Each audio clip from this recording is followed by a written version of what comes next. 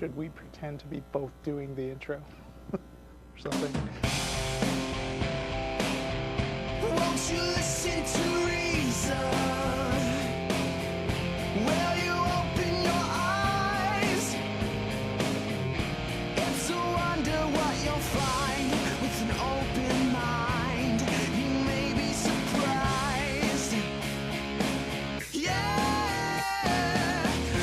gotta get away from this illusion for the sake of the world. This delusion, it's gotta go. Yeah. Hey everybody, we are live. It is Sunday, October 21st, 2012. I'm Matt Dillahunty. Russell Glasser's here with me. Hey guys. We're doing something strange and odd, another live episode of the Atheist Experience. How long's it been since you and I were on at the same time? We did one since the Ray Comfort episode. I don't remember. But it's been a while. But also Jen- strange and odd because we have all these awesome people from the Texas Freethought Convention. Yes.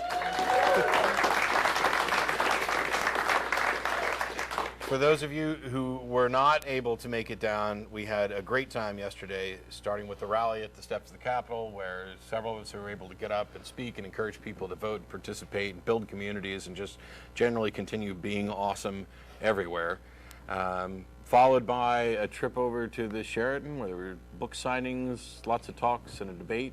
You got to witness more of it than I did, so. Did I? I showed up a little late for the speeches, but there were so many awesome ones. I mean, there were Jessica Alquist is like my favorite speaker ever now. Sean Faircloth, Richard Dawkins, P.Z. Myers, some Matt guy, I don't know. Yeah. Zach Moore? I just missed Zach. Oh, Zach's was awesome. Okay. Zach did a great job.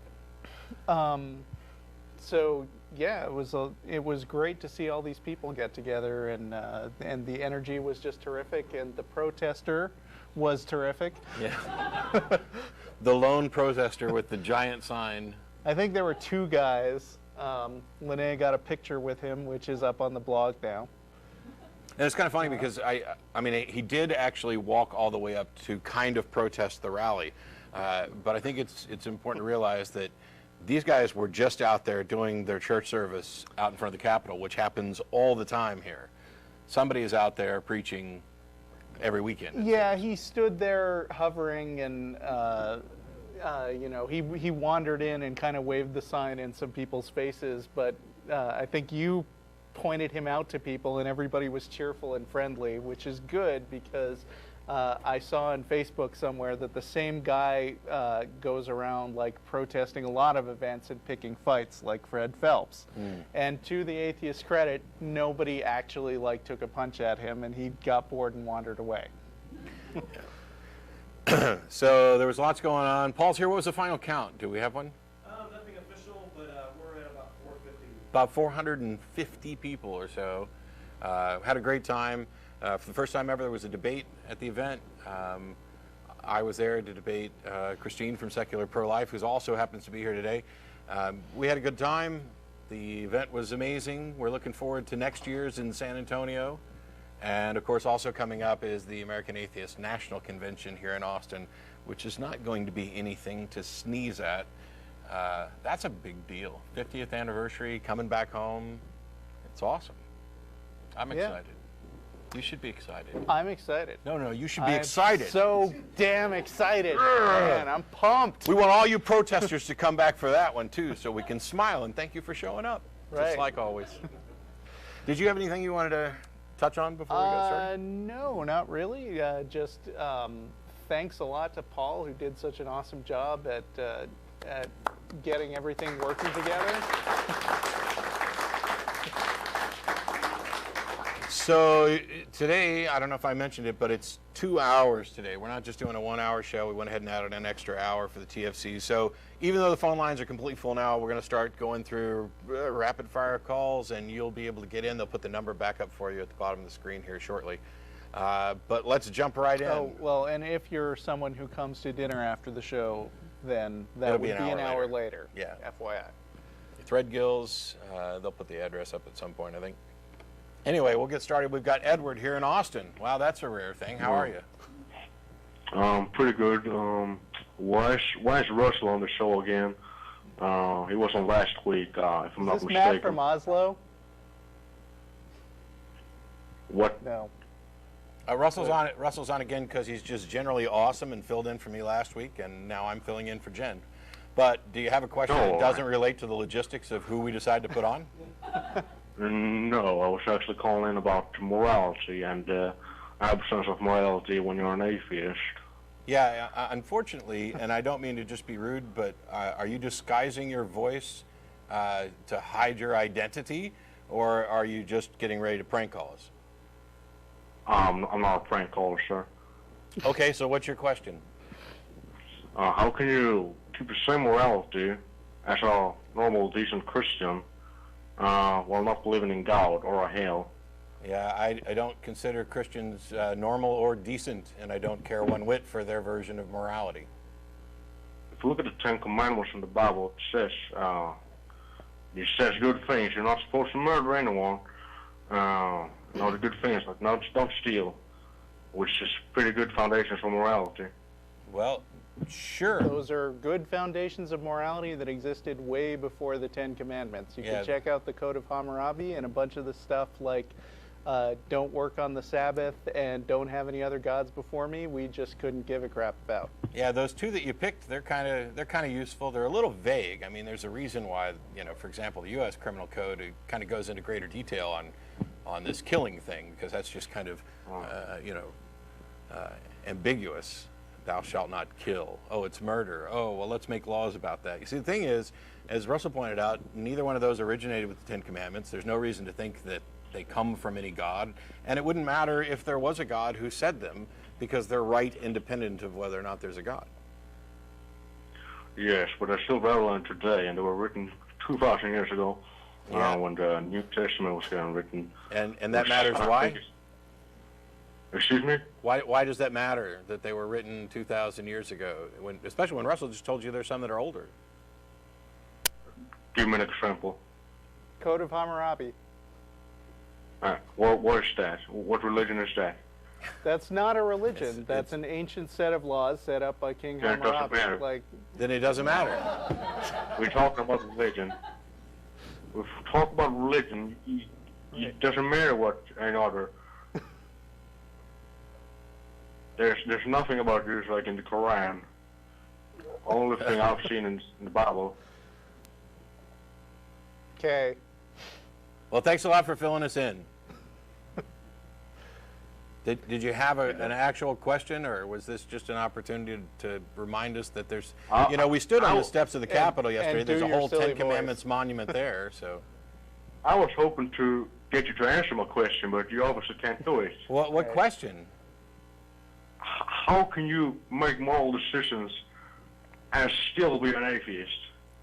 Because morality is not tied to religion. I gave an entire talk. What? It is for me. No, it isn't. Oh, well, I don't even know why I don't know how we can possibly continue. Yeah, that's what I thought. Talk to you next time, Matt from Oslo. Thanks so much. Good job, Russell, for calling it. Joel, also in Austin. Oh, by the way, I should Matt say from actually Oslo in is Austin. still a fucking idiot. Yeah. Hello. Hey, Joel, how are you? Hello. I'm good. So I called into Creation today. Do you know what that is? No, but I'm betting it's a creationist program. Yeah, it's the ministry that Eric Hovind is running. Oh, okay. Yeah. Why did you do that? Huh? Why would you do that? I was just calling there to see what that was all about, and he actually picked up Eric Hovind, and he speaks to us, me and my friend. We were calling with Skype, so it was a group thing, and he used this argument. It was kind of a philosophical argument that as an atheist you can't know anything. What? Because you need some. It was a really weird argument. You basically went like, as an atheist, you had no. Was it presuppositional apologetics? He may not I don't know what that. It ended up with anything we said. He said, "Well, how do you know that? You don't have a ground for truth, and because you don't have like a God telling you what's true or not." We basically got stumped by him. So I don't know. It felt really weird, and basically, Matt, you're a fat fucking piece of shit. Hey, thanks so much. Anybody who gets stumped by Eric Hovind is right on the money with all the rest of their assessments as well. Right. So it turns out we had no callers from Austin. We just had a couple of people from Asshole Town. Tim in Jackson, Tennessee, how are you? Pretty good. How y'all doing today? Good. Better now, I hope. Yeah, great colors suck. Hey, I got a question. I've been doing a little bit of studying on Einstein and Spinoza, and I was wondering what y'all's opinion was on pantheism and the use of pantheistic language, specifically the way that they used it. It's not really necessarily supernatural, but rather more of a profound reverence for nature. Yeah. What's y'all's opinion on that? There's no reason to believe that there are gods in that there are gods in anything, let alone gods in everything. Yeah, I think Spinoza and Einstein's reference to nature as a god, this kind of pantheistic thing. I realize there's people who still look at that and say those same sorts of things. I don't see any real use in it. I think it's kind of a remnant of a once upon a time where it was a lot easier to talk about things in those terms and a lot harder to just say, oh, I don't believe that, a God exists. I don't find any real value there at all. At most, it gets distilled down to like poetic ideas about the, nature and the beauty and, order and all of these things. I care more about what's actually real. Right. That's not to shy away from, poetry and metaphor and things like that. They're interesting and entertaining and can provide insight. But when we're talking about whether or not you actually believe in a God, I think the people who say, well, I'm a pantheist, are cheating. Right. Einstein's use of Spinoza's God was, like Matt said, generally kind of poetic or symbolic, and it's clear from stuff that he wrote closer to the end of his life that he wasn't big on this whole God stuff. In fact, actually in the news recently, there was a letter of his which went up for auction that he wrote, I think in the 50s somewhere, where he said, for me, the Jewish religion, Einstein was Jewish, like all other religions, is an incarnation of the most childish superstitions, and the Jewish God to whom I gladly belong and with whose mentality I have a deep affinity have no different quality for me than all other people. As far as my experience goes, they are no better than any other human groups, although they are protected from the worst cancers by a lack of power. Otherwise, I cannot see anything chosen about them. Generally, Einstein is credited with having referenced Spinoza in saying that he has sort of a reverence to the universe and the laws of nature, which might be compared to a religion. But when people talk about being pantheists and say that there's gods in everything, either they're talking about something so vague that there's no point in calling it a god, or they're just saying something that's probably wrong. Yeah, okay. I think, and actually, PZ mentioned this a little bit in his talk, this sense of awe and wonder at nature. We see this a lot from scientists. I share this, and I don't know how anybody couldn't. I mean, it's just, when you look around at the world, it is amazing. I agree. But I don't see any reason to call it God. I think that's playing around with language in a way that it's annoying, actually. Okay. I'm an atheist, but when I was studying this, it just really brought to mind some questions about, should we, attempt to reclaim some of the religious language and reappropriate it for secular use, or is it something that can't be done? Well, I think, I don't want to necessarily cede useful linguistic ground to religion. First of all, I'm not giving him all the best curses. I'm going to continue. There's no reason I should come up with a new word for damn it. You know, it's pretty good, and I don't care that I'm not actually able to damn anything in any traditional sense. I've often mentioned that when it comes to religion, we should keep the good and jettison the bad. Get rid of all the baggage, but keep the thing that's good. It doesn't belong to them anyway. It all belongs to humanity. The fact that religion co-opted some things, you know, for example, I have no problem at all with talking about the human spirit or a metaphorical soul. I tend to avoid actually using the language and try to focus more on what it is that I'm actually talking about. But yeah, if there is some particularly valuable word, I don't care if religions have co-opted it. I'm using it. Let's use the best words for what we're talking about. All right. Although along those lines, I would like to say that Greta Christina recently ran sort of a blog contest to see who could come up with the best secular alternative to the term preaching to the choir. Did you see this? Yes. And I believe the winner was cheering to the pep squad, which I think I could get used to. On the other hand, I haven't heard anybody singing, but I've many times noted that I would certainly qualify as a preacher on behalf of skepticism, atheism, etc. Sure. So, who knows? And I've given a talk on being an atheist evangelist, so, Yeah. you know. If the shoe fits, I'll own it. Anything else, Tim? That's it. Thank Cool. you. Thanks. How's the weather in Jackson? That's nice today. Cool. Thanks for calling. Thank you. So as a reminder, once the show's over, and it's going to be 2 hours today, instead of being over at 5:30 Central, we'll be done at 6:30 Central. There's talk, of course, of heading over to Threadgills like normal. But as a reminder, this week could be kind of different in that you're pretty much on your own. There's no way that we're going to be able to get together as one unit anywhere. Wow. Amar in New York, how are you? Good afternoon, gentlemen. Good afternoon. So I was hoping to talk about abortion and homosexuality. You know, we have a very suspicious number of Norwegian-sounding accents I today. know. And this guy's from New York. Call screeners, can you do a better job? I'm sorry. It's difficult. He wanted to talk about abortion and homosexuality. Which Here's is the so thing. strange. Here's the thing about Matt from Oslo that I find funny. He called in with some legitimate arguments a few times at the beginning, and he got, like, the crap beaten out of him every single time. I saw him on shows with you. I took him on shows with me. You know, we demolished his arguments, and now he's reduced to this sort of screaming, ranting thing. Yeah.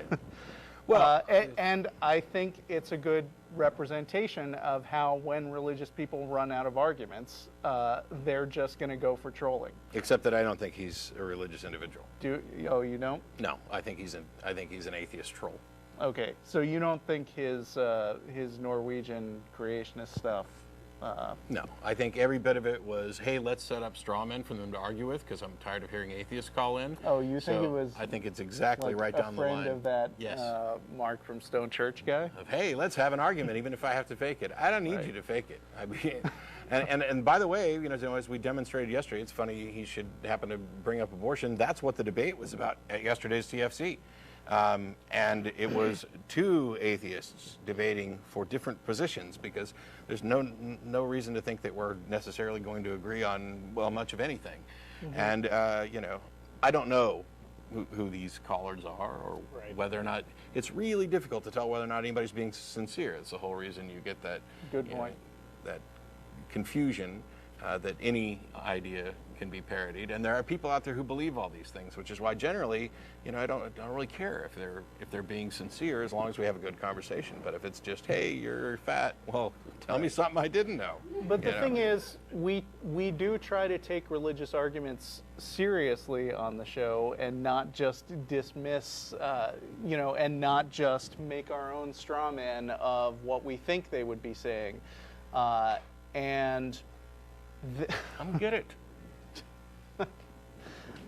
Sorry, distraction on the set. Call her back. Anyway, we've spent enough time on that. Yeah. For the people who are wondering, my phone was ringing and it's my mom, and that doesn't happen usually unless it's something important, so Beth's going to take care of that. I'm sorry, is this Johanan? Yes. Have you heard of a physicist named Anton Zeilinger? No. That name sounds kind of familiar, but I'll just say no. He's the inventor of quantum teleportation. Wolf Prize. He comes from the University of Vienna. He invented quantum teleportation? Well, he didn't invent the theory behind it. The theory was produced first, and then he produced it in an experiment. But what I was going to talk about, though, was a different experiment he did back in 2007. Are you familiar with his test of Leggett's inequalities? Nope. Basically, they disproved realism in quantum mechanics. There was local realism, which was falsified by alien aspect back in the 80s, and then later on he falsified non-local realism, and the result, you can actually look this up on Physics World. April 2007 is an article is Quantum Physics Says Goodbye to Reality. And the argument was that basically the conclusion was that things don't actually exist in the quantum realm before you make a measurement of them. Now, what's interesting about this is that this ties into what's called the digital physics paradigm. You've heard of that before? No, but I'll dispute your claim that it's interesting. All right. You can tell Mark Lowy, I know you're your physics guy, just in case you bring him up. He said, yeah, check this stuff out. Anyway, there's a paradigm in physics right now called digital physics, which says that the world is information at bottom.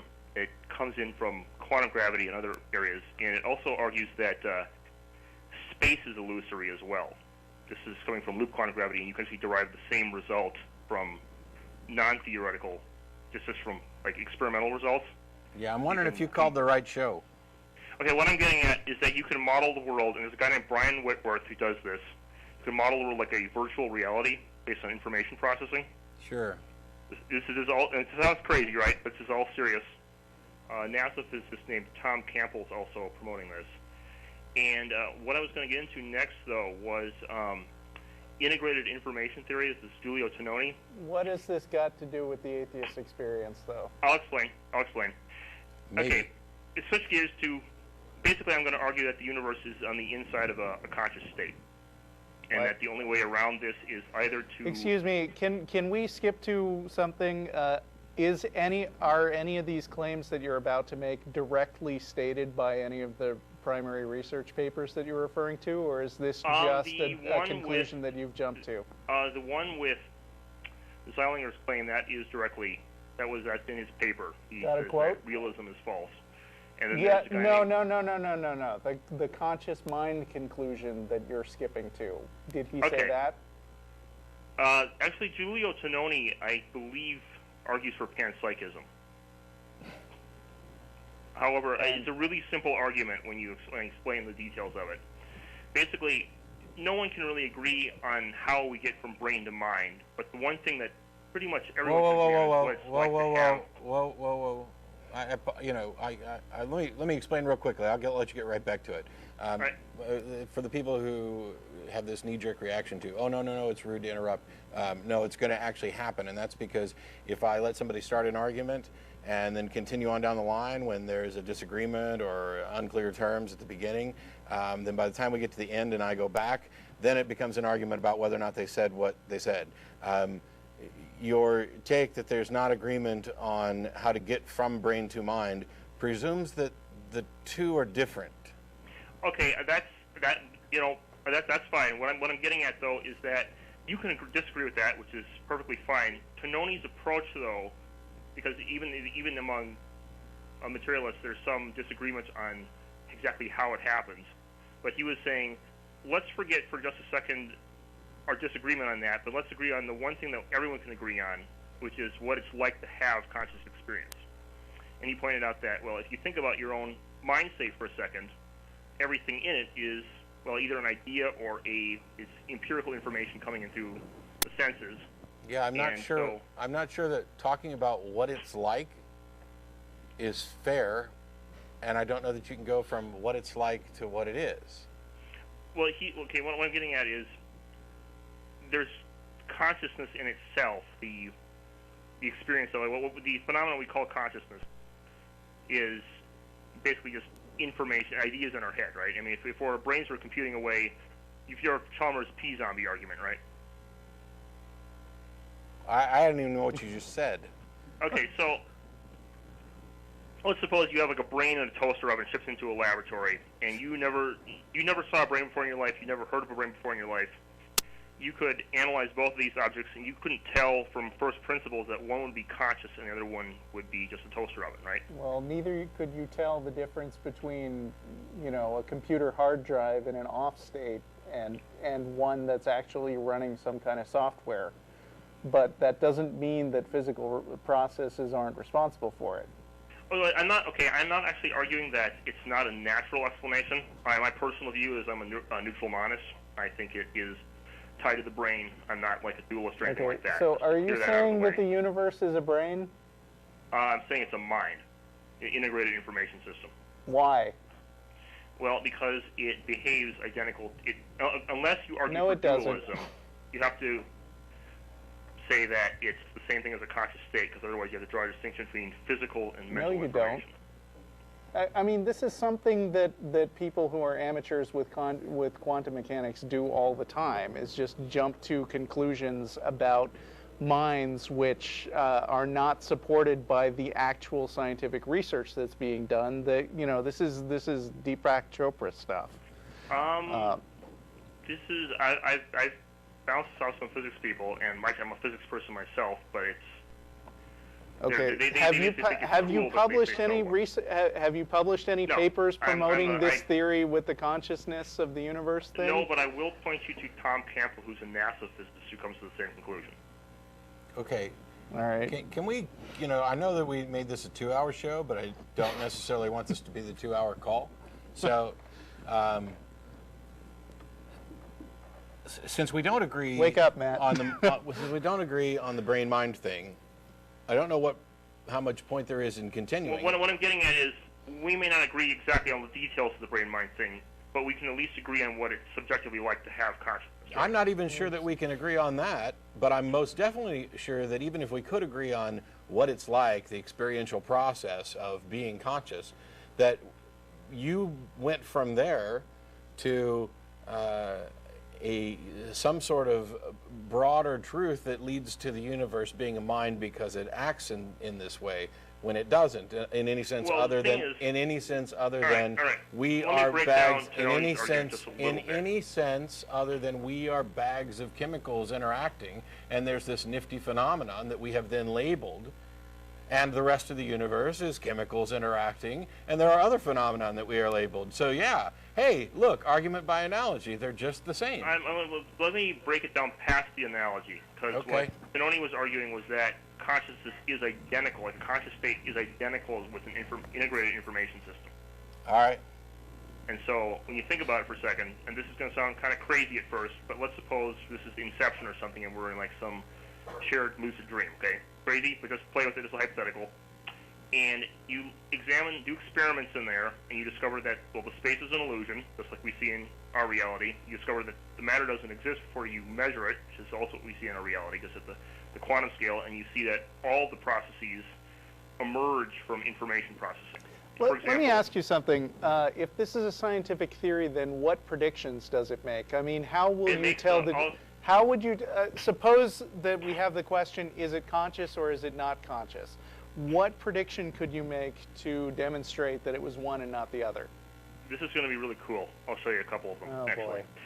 Okay, so we have two models. One is atoms in the void. It's particles moving around the empty space. The other one is we're going to model the world as a virtual reality based on information processing, or based on thought processing, if you will. And when you do this, don't accept the idea that calling it virtual reality makes it thoughts. Okay.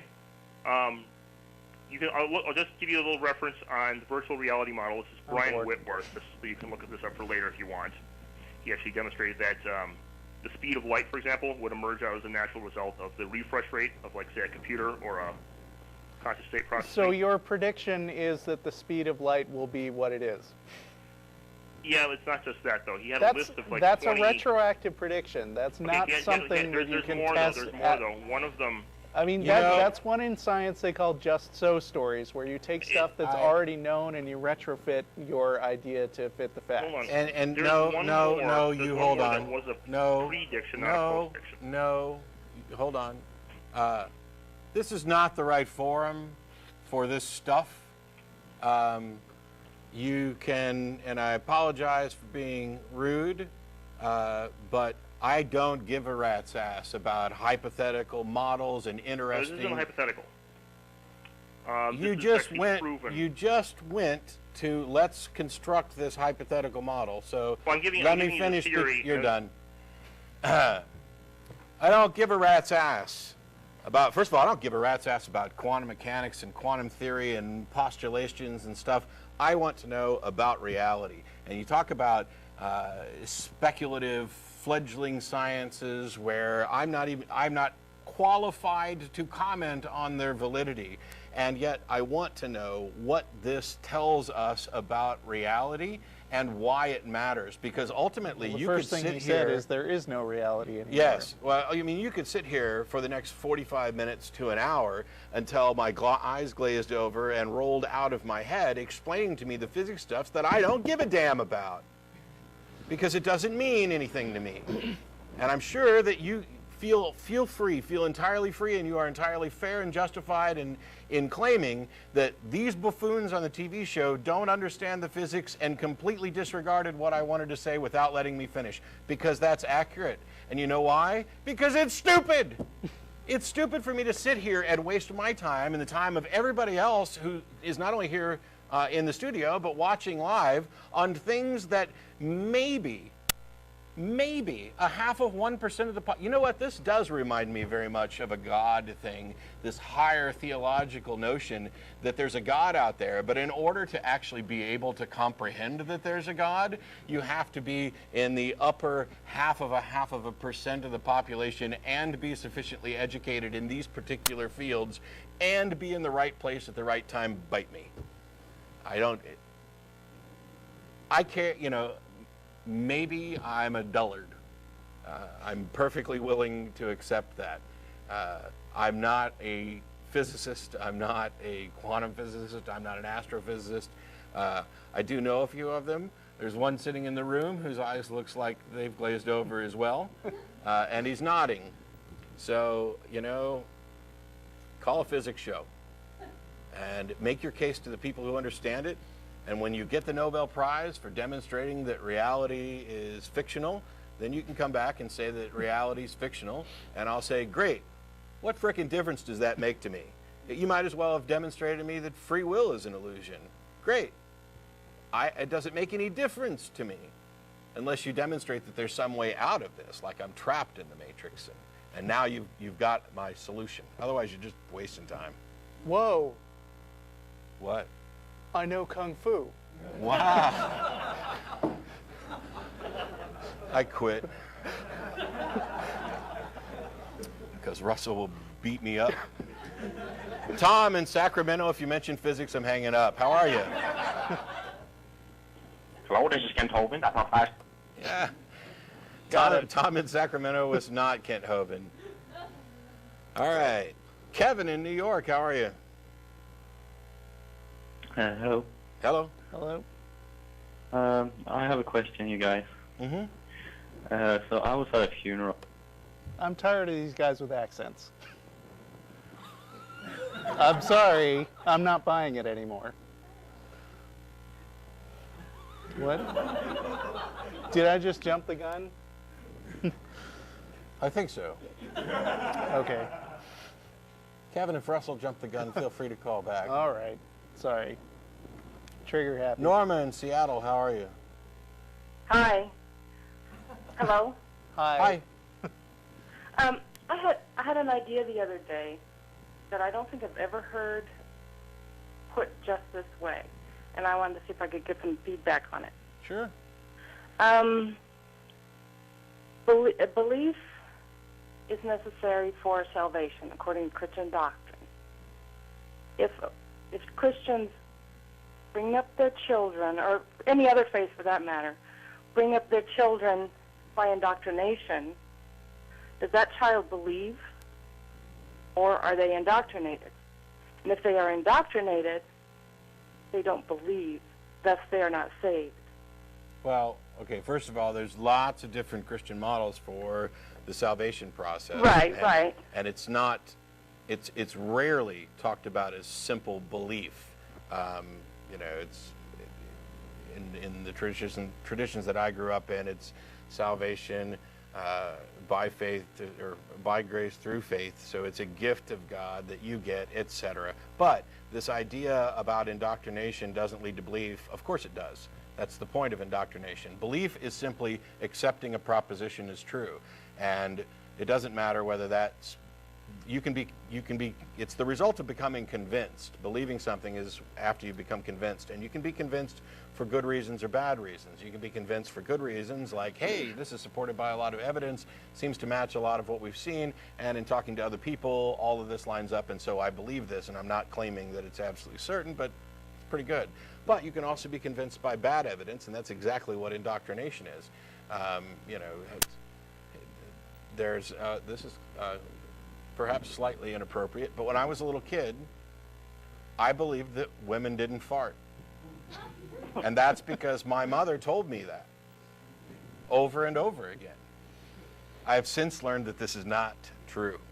Right. But I believed it, and I believed it for bad reasons. And you could say that I was indoctrinated to believe that silly claim, just like I was indoctrinated to believe the similarly silly claims about people walking on water and living in fish and other stuff.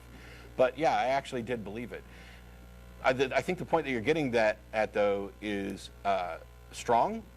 And it's one that we've used in response to Pascal's wager, which is, wow, where did that light come from? God? Okay. Is that you? If so, could you do something more than flip a light switch? Because that's pretty freaking lame. But we've used it in response to Pascal's wager, which is this idea that you should just go ahead and act as if you believe even if you don't. And that's a problem. Right. You know, can you fool God? Is your belief sincere? Which I think is kind of what you're touching on. Right, I'm saying that it's not because it's been indoctrinated. Yeah. No, wouldn't you think that Christians, when viewing other faiths, would say that their children are indoctrinated, given that indoctrination is a pejorative? Yeah, but you see, the thing is, some Christians believe in something which is called the sensus divinatus. I'm not sure I'm going to pronounce this right. Yeah, sensus divinatus, which is that God basically reveals his existence by dumping the knowledge straight into the heads and hearts of every person out there. And so a person who is a true believer will often feel like they, their feeling about what's true about God is enough to prove that it really is true, and that every person on earth actually feels the same thing, and anybody who has a different outlook on God is just lying about what they think. It's kind of a cornerstone of presuppositional apologetics. So, and so, you know, people with a scientific bent will tend to, assume that everything that they think could possibly be wrong, and then go look for ways to investigate and demonstrate that they're actually not wrong. But but the faith model of the world says that the stuff that you really believe, that's because God put that in there, and so they feel perfectly justified in stopping what they might have been indoctrinated with as kids, because they just feel that it's true. Yeah, so reason has nothing to do with it. No, and part of it is that, you think that other people may be indoctrinated, but you don't think you're actually indoctrinating your kids. You think you're teaching them and teaching the right stuff and making them receptive vessels for God to stick something in. Well, let me ask you this. It's a little kind of related. At what age do you think a child has, pretend they haven't heard any doctrines at all up to a certain age, and then they're exposed to different doctrines. What age do you think they would believe something in the true sense of the word, based on what they research or are exposed to, or what age was the child legitimately believing something? speaking as a parent, kids aren't blank slates. They're never blank slates. Right. You know, everything that you believe is kind of filtered through the way that you were raised. And even if you were to think that you could raise them without indoctrinating anything, I think those first like 5 or 6 years or so are basically crucial in shaping the way that kids' minds work. Yeah, So and I'm you not know, sure that's a legitimate question. I think when we talk about the way belief works, and you know, like I mentioned, it's just accepting a proposition is true. I think that I don't know that there is an age limit on it. You know, when you talk about, for example, little kids believing in Santa Claus, they believe. Some of them, you know, we don't always believe everything in the same way. You know, my belief about my belief about the interactions that I have with other people is in a slightly different category than my belief about the scientific facts that I've discovered externally. Right. You know, Mm-hmm. I don't have the same level of confidence in everything. Right. Okay. Well, I got the feedback that I wanted. Thank you so much. Sure. Thanks for calling. All right. Have a good Bye. day. Julie in Brooklyn, how are you? Hey, Matt, it's me. How are you? Oh, good. How are you? I'm Hey, exhausted. Russell. Hi. Yeah, wow, I guess there's not a lot of people queued up tonight. I just called in a minute ago. Yeah, I'm not going to take up too much of your time, but I just thought I'd put this story out there for like the religious people who like this, who fall into the whole I don't understand it, therefore God did it. About a week ago, I was in a Starbucks with 3 of my friends, and we were sitting around one of those tiny tables, and my bag was under the table, and I'm hearing an echo. I'm hearing an echo of myself as I'm talking. What's going on here? Is your Have you show turned off the streaming stream? right now? Yeah, I turned the volume down. I don't know. Okay, I'll do the best I can. Anyway, my bag was under the table between my feet so that it wouldn't get stolen. And as we got up to leave, the bag was gone. I have no idea what happened. We all tried to figure out when we might have turned our heads. There were always 3 people at the table at once. But eventually we concluded somebody must have distracted us in a way that was so innocuous we can't remember it. And I'm sure if we looked through the surveillance camera, we'd say, how the hell did we miss this? But, you know, we sure as hell aren't going to say, oh, we don't know how it disappeared, so it must have disappeared into a vortex. So I just thought I'd put that out there. Yeah, I mean, it's the rational course of action and not leap to supernatural explanations just because you don't know. Or you also don't have to leap to the conclusion that reality is an illusion that resulted in a vortex that you can't see directly between your feet. But Right. okay, thanks a lot for calling. No, I'm not. Yes, you are. Bye. You're welcome. Jason in Austin. Yes, sir. How you doing? Pretty good. I have actually 2 questions.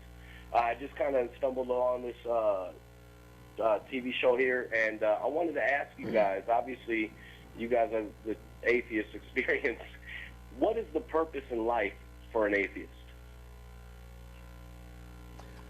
Well, what do you mean by purpose in life? Because as far as I'm concerned, I give my life whatever purpose and meaning and direction I want. Right. Like, for example, to know the purpose of something, whatever, like a person who built a car, if I walked onto a car, I wouldn't know its purpose unless like I had an owner's manual or explain the purpose, what does what. Well, see, the thing is, yeah, you're talking about, a car was crafted for a purpose. Right. But there's another connotation, which is, what is the purpose of this car? And I've seen cars for which the purpose is to drive, and others for which it is to be a planter for potted plants sitting out in front of a building, and for others it's a decoration, and for we imbue purpose onto things.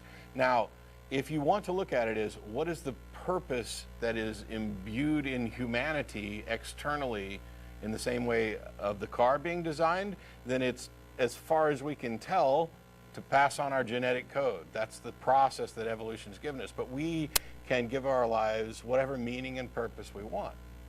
Okay, so in other words, you guys gravitate that evolution is real and true and validated. Of course. Don't you think evolution is true? Well, microevolution maybe, but There's macroevolution. Wow. It's okay. Yeah, I realize that there are people out there who just fall into this trap of making these distinctions, but okay. Right. Well, I mean, the thing you just asked is a non sequitur, because the reason we think evolution is true is that basically it's the recognized explanation by biologists for how the diversity of life came about. But it's got nothing to do with explaining, now that we're here, what should we do with our lives. Right, I understand. And that kind of was a topic that we just kind of branched to, and we can maybe talk about it if you guys give me the grace on the show. But I wanted to ask another question. Mm-hmm. Jesus Christ, do you guys believe he was a real person? I don't know. I think that if Jesus was a historical figure, then the Bible is probably about as accurate as Abraham Lincoln Vampire Hunter. It could be based on real historical facts, but there's no reason to believe that any of that water to wine, walking on water, rising from the dead stuff ever happened to anybody. Yeah, and I don't know whether or not there was a historical figure that it was based on, or several, or whether it was. I don't know, and I don't know how we can know. I know that a friend of mine, Richard Carrier, is currently using Bayes' theorem as a model for demonstrating a way to determine the probability of historical events, and he's actually using this to evaluate the probability that Jesus was a historical character. But let's just say, for the sake of argument, that it's likely that there was a Jesus character. What difference does that make? Well, it makes a big difference, because either, because for example, just saying, the Bible says that Jesus says, I'm the only way, the truth, and the life. Yeah. No man comes to the Father God except through me. Yeah. So either Jesus was the biggest liar, the biggest deceiver ever known, or he is what he was saying. No. Those aren't the only options at all. I conceded, for the sake of argument, that there was a real person there. That doesn't mean that anything that's recorded about that person is actually accurate. Maybe that's words that somebody put into his mouth. But maybe he was a liar. Maybe he was a lunatic. Maybe this is legend. How can you tell the difference? We can't even demonstrate that the guy existed, and yet you're saying the only two options are that either he was a liar or everything he said is true, and now we all of a sudden have to accept that. That's absurd. You don't use that same criteria for alien abductees, do you, who tell you their stories? Is that the only option, is that they're either lying or that it's true? So how do you know, what can you believe in this life? Can you believe Darwin? Do you believe like what's written about his beliefs, or what happened with him as far as his development? Darwin's beliefs as such aren't really of interest to me. The reason that evolution is treated as true at this point is because it made testable predictions which people could then study and then potentially contradict, and it turned out to be accurate. I mean, I don't know if you're familiar with ring species, for instance. Have you heard about this? Can you elaborate? Well, okay, so one of the things that people have discovered when they study is that there are these islands where you have similar species, like I guess finches would be one of the examples, where the neighboring finches, as you go around the island, can all mate with each other, okay? Okay. But when you get all the way around the island, because there's been drift, it turns out the last species in the group has changed so much that it can't interbreed with the first, which means that it's actually a speciation event, a change in actual species. I mean, it's stuff like that that demonstrates that that diversity of life actually has natural explanations. Right. So, like, basically, based off of that logic, you would apply that blanket over all existence and say that everything was an accident, came from a cesspool, some unknown phenomenon. Let's not identify it as God. Cesspool. I don't think any modern scientific theory says anything about cesspools. Yeah, but about that. The thing is, taking a general principle and extending it out is a good way to begin a hypothesis. And so, while we know you've made a distinction between microevolution and macroevolution, the only real difference is time. Given enough time, you're going to have the opportunity for all of the diversity that we see. But the thing is, but we're on a timeline. What? We're on a timeline. You know, this life is going to be over soon enough for you or for me. You know, what the hell does that have to do with what I'm saying? I'm saying, given enough time, your view of this distinction between microevolution and macroevolution is that you're convinced that little changes can occur, but these little changes. No, let me finish. But you don't think these little changes can result in big changes given enough time. And that's just absurd. And the reason that we can say that is because once we discovered this basic principle and we went out and began to investigate it, we started making, testable hypotheses. And it turns out that evolution makes predictions, and not just about things like microbes and fruit flies and how they evolve and pesticides, but also in the bigger sense of, hey, if our understanding of the history of life is correct, we can go out to this area, dig this deep, and find this sort of creature. And we've done that with Tiktaalik and other examples. These are, we have, by the way, even if there was no fossil evidence, the DNA evidence alone is enough to confirm that we have all evolved from shared ancestors. Right. So let me ask you, and excuse my ignorance if I'm not dead on here, but to me, evolution is to take something simple and come to something very complex to what we have today. No. I don't know if it started with an oxygen atom and a hydrogen atom. That's not. Explain the existence. That's not evolution. It's not evolution at all. Evolution's not a ladder. It's a tree. Well, you can climb a tree.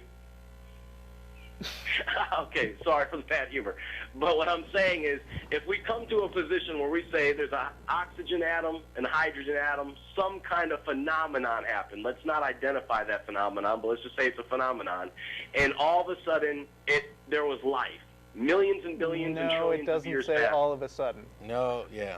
Go ahead. Well, let me back you up for a minute, because I feel like we're kind of going down a rabbit hole. How did we get to evolution from Jesus, by the way? But go ahead. I don't know. It's a tree. Do you feel like the concept of science is a valid one? That Yes. basically you can systematically investigate the world and find stuff out about what happens? Yes. Where do you feel like your religious belief fits in on all that? I mean, do you feel like your belief about what Jesus said and did is verifiable in the same way as gravity? Well, that's you get to faith there. I'm not denying that to believe in God it doesn't take faith. I mean, what I'm going to say here is No, it doesn't. What? He said that to not believe in evolution. Stop. He said to not believe in God takes faith too. Do you believe in Bigfoot? No. Is that a faith-based position that you have there? No. Then don't tell me mine is either. That's absurd. I meant to say to believe in evolution. No, belief in evolution doesn't take faith. All it takes is an understanding of the science involved and an acceptance of reality. That's not faith. Faith is the excuse. Faith is the excuse that people give for believing something when they don't have a good reason. Belief in evolution is based on good reasons. It's just reality. The explanation for it. Yes, you just said that science can only take you so far. So far. Let me tell you about so far. So far, the single most reliable, consistent way of determining anything true about the universe is science, hands down, unequivocally. And if you were to demonstrate some alternate way of knowing, how would you demonstrate its reliability? Why, you'd have to use, what's that? Oh, science. The fact that it can only take you so far just means that we don't know everything yet.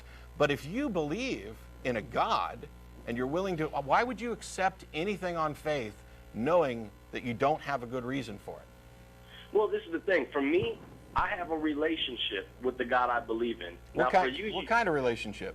Okay, for you, you may not comprehend it. But like also, for example, in the Bible, I understand most relationships. Jason, why do you think this one is incomprehensible? I'm going to let you get to it, but this idea that I may not comprehend it, are you aware that I was a fundamentalist Christian for 25 years and was going to be a minister? No. Okay. Continue to explain your relationship with Jesus that I don't understand. Okay. Like, for example, in the Bible, there's signs, there's wonders, there's miracles. One aspect that has happened in the Christian community in the book of Acts, and I'm sure if, with your background you've heard of it, is when they waited in the upper room and the Holy Spirit came upon them and they began to speak in languages that they did not speak in before. Jason, and other people, Jason, how do you know the story's true? I mean, I read Harry Potter, and I don't believe that Voldemort was really a bad guy who did stuff. I'm surprised. You're surprised? No, I'm sorry. Lame humor again. I apologize. Okay. What I'm saying is, let's say you could say the story is false. I know. I'm not saying the story's false. I'm saying I have no good reason to believe the story is true. Why do you? Because I've experienced the baptism of the Holy Ghost. My personal experience. But as far as speaking okay, let's assume for a second that you're absolutely correct and that you did experience that. That still doesn't tell you one bit about whether that story was true. Because that's no different than saying, hey, I got abducted by aliens last night, which tells me that all the other alien abduction stories are true. You are making connections that are not logically sound. Well, so I mean, you're just denying all this, but somebody could also deny evolution. I mean, there's historical fact that Jesus lived the same time as popular figures like Caesar Augustus. No, it's not.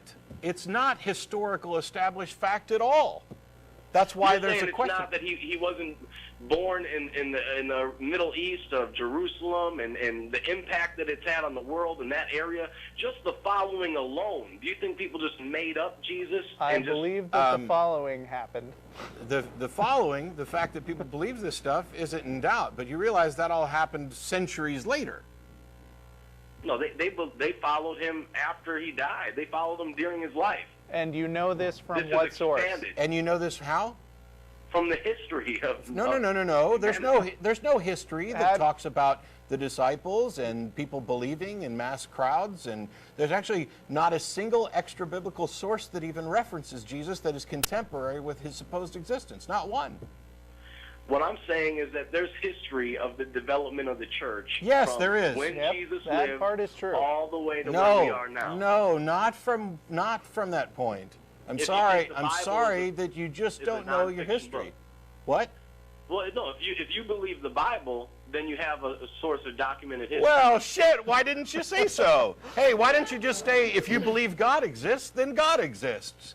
Well, I'm questioning you on why you believe the Bible. And you're coming back with, well, if you believe the Bible, then it's true. And I'm still asking you, why would you believe the Bible's true? Where is the independent verification of the accounts that are in that book to demonstrate the truth of the claims? I believe it's true based upon, of course, I believe God is real based on faith. No argument there. Okay, I believe then, the Bible of what it says in the Bible. Then why? The amounts of documentation of all these different books. Jason. Like in a court case. Jason. Go ahead. If your belief is based on faith, then why are we having a conversation? Because let me finish the question. The reason I ask why we should bother having a conversation is because clearly you think that it's okay to just believe something on faith, and I do not.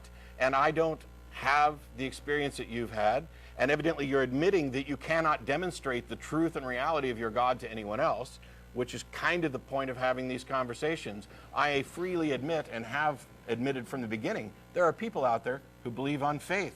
They can't prove it to anybody else, and I can't prove that their faith is wrong, and so those conversations are pointless, because those people are, by definition, gullible. Well, for example, evolution is a proven theory, nothing more. It takes faith Do you to know believe what that it is Do you know what theory means? 100% accurate. Go ahead. Do you know what theory means? What does it mean?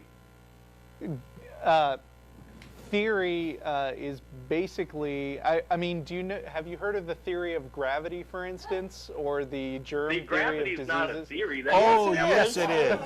Okay. That's a law. What Okay. goes up comes down. That's Jason. a fixed law. There's no debate. There's no argument about No, that. no. Well, No. go ahead. I'm sorry. Okay.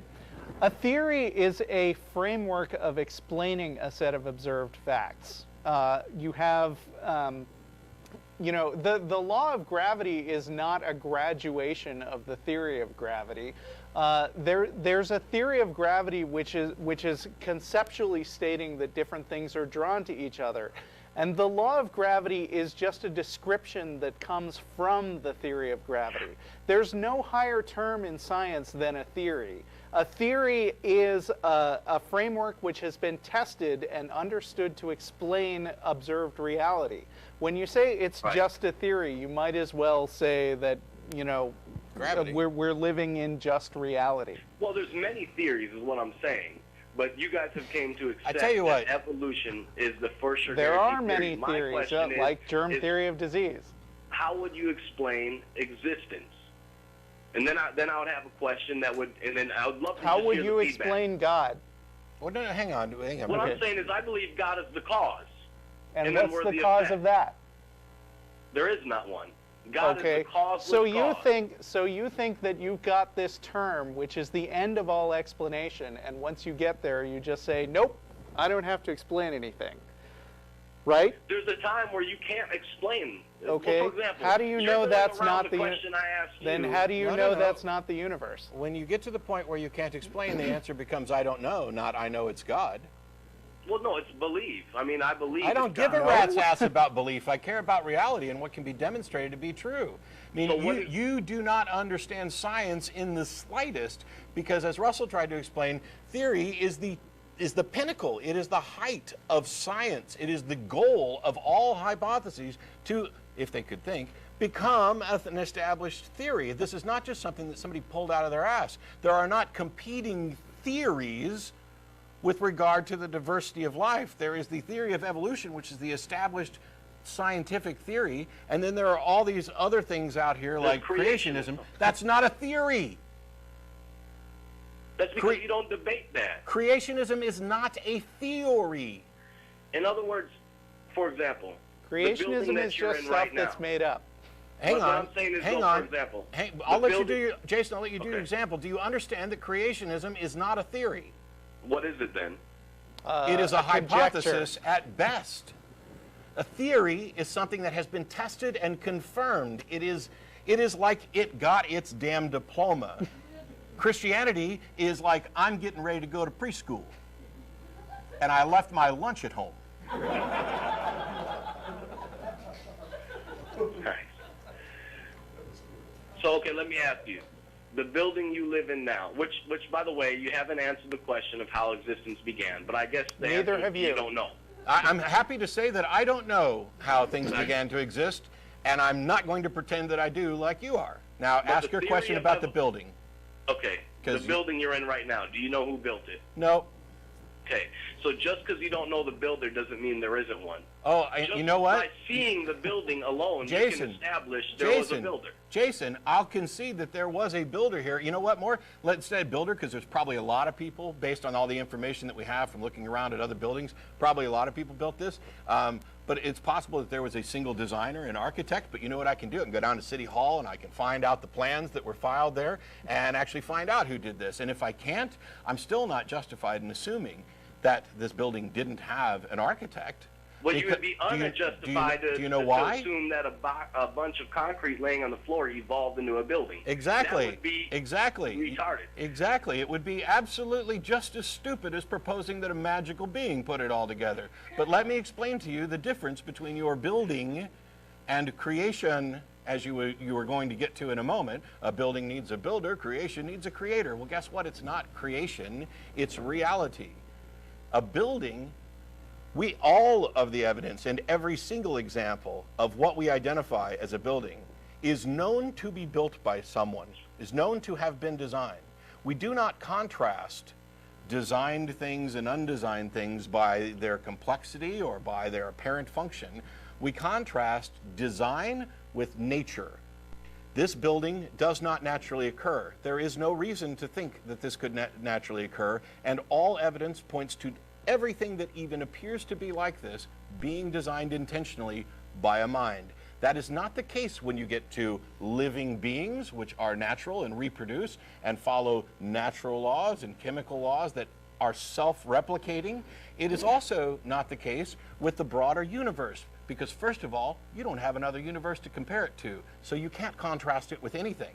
But all of the evidence points to the conclusion that we need to look for natural explanations, because first of all, we can't test the supernatural explanations. Second of all, they do not provide any explanatory power. It is trying to solve a mystery with a mystery. So let me ask you this. Let's just take, from my understanding of the theory of evolution, it started from little to nothing, whether it be a hydrogen atom, an oxygen atom. I need a third hand to facepalm right now.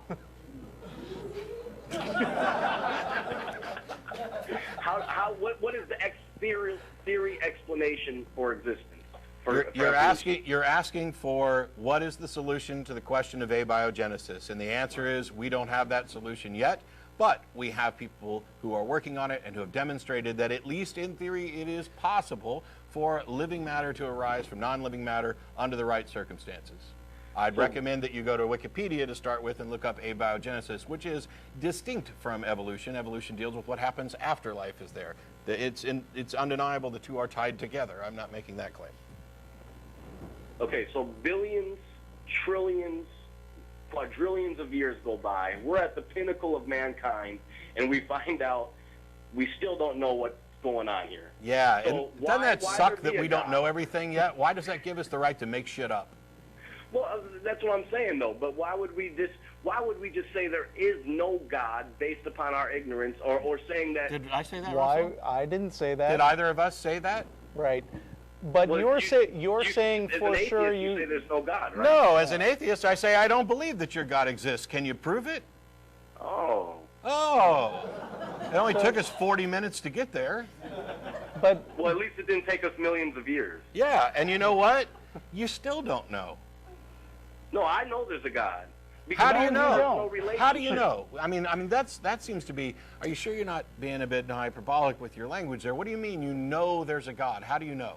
I know for sure, from personal experience, there's a God. so are you saying that you're Okay. infallible? No. Hang on, All right. stop. I asked how you know, and you replied with, I know. Bam. I want to know how you know. Well, of course there's faith, but that ain't acceptable. Listen, I know we need the That's three true. hands on your head. That's truth, right? Because You cannot know anything by faith by definition. what I'm saying is that That's there's like saying I experience. know because I felt it in my balls. Well, listen, and there's things you may know by feeling in your balls that have happened, whatever it may be. But what I'm saying is that, yeah, based upon feelings and experiences that you have, you could identify whether you want to say God, whether you want to say creator, whether you want to say phenomenon, whatever the label you want to put on it.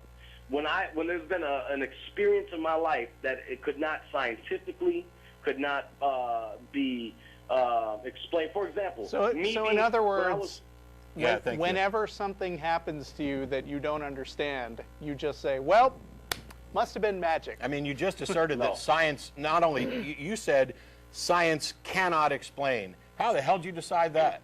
with me using the Bible as my foundation, that Which you guys still haven't completely established throw away why in the you trash. would. Which you still haven't established don't- why you would know that it's true. Okay, but let's just say I believe it's true, whether it is or not. I know we'll- you we'll believe debate it's that. true, but now Right. Matt asked how you know it's true. So okay, that's what I'm gonna get to. Well, no, because the last thing, which is important, is that you just said you had experiences that science cannot explain, and therefore you attribute them to God. That is, by definition, the argument from ignorance fallacy. It is the premier example of the argument from ignorance fallacy. I don't have a scientific explanation, so I'm going to go with a supernatural explanation. That is utterly illogical and irrational. Okay, but we don't have an explanation for existence. Correct. we're So free to don't make one pretend up. like we do. Well, okay, right. I'm just saying what I believe and display what you believe. But you asked, what is my experience? That's what you asked. My Did we? experience is, Yeah, at some point, Okay. I'm sure, in this year-long call. yeah. Well, that's why My- we got 2 hours. We're only an hour in. My Believe it or experience not. is, welcome to the atheist experience, right? My experience is, come in the book of Acts, when they were filled with the Holy Ghost, they spoke in another language that they never spoke. So That you're has happened to me, and my personal belief. Not just me, but many people I know. In fact, many people I have led to receive the Holy Ghost was speaking in another language that they never have. Honey, call Jerry DeWitt and have him call into the show right now if he has time, please. I'm getting ready to get a Pentecostal minister on here who did speak in tongues and can still do it on command. He would be happy to talk to you, I'm sure, about your And he denounces experience. God. What? Of course, he's an atheist. He woke up. Wow. He woke up. Wow. Well, what do you wake up to? I mean, what do you Reality. wake up? You wake up to reality. You begin to care about whether or not things are true. You begin to accept that sometimes the answer is I don't know. You begin to understand that just because you haven't found an explanation doesn't mean there isn't one. And just because science doesn't currently have an explanation that satisfies you, that you are not arrogantly endowed with this right to know everything because you view yourself as the pinnacle of human evolution at this point. And you realize that the best thing to do is to stop pretending like you know the answer or stop assuming that you know the answer and say, maybe my answer's right, maybe it's not. Let's investigate. How do we go about determining whether or not this actually is some kind of supernatural cause? And How does this tie in with other things that we know about the brain and human interactions and things? Maybe if I investigate, I might be able to demonstrate that my stuff's actually true. But instead, I will just lazily accept that, well, science hasn't answered it yet, so this God thing must be the way to go. And the thing about speaking in tongues is that it's not actually gaining some kind of special knowledge or insight. I mean, it's not even in actual language. Yeah. It's an acquired talent for spitting out syllables that come into your head. And when people have tried to test whether it's an actual language that has any meaning, people use the same syllables to mean completely different things. It is actually gibberish. It just depends. I mean, in the book of Acts, when they spoke in tongues, other people of different languages. Jason, I swear to your God, if you mention the Acts or the Bible again without justifying it, I will hang up on your ass. Acts.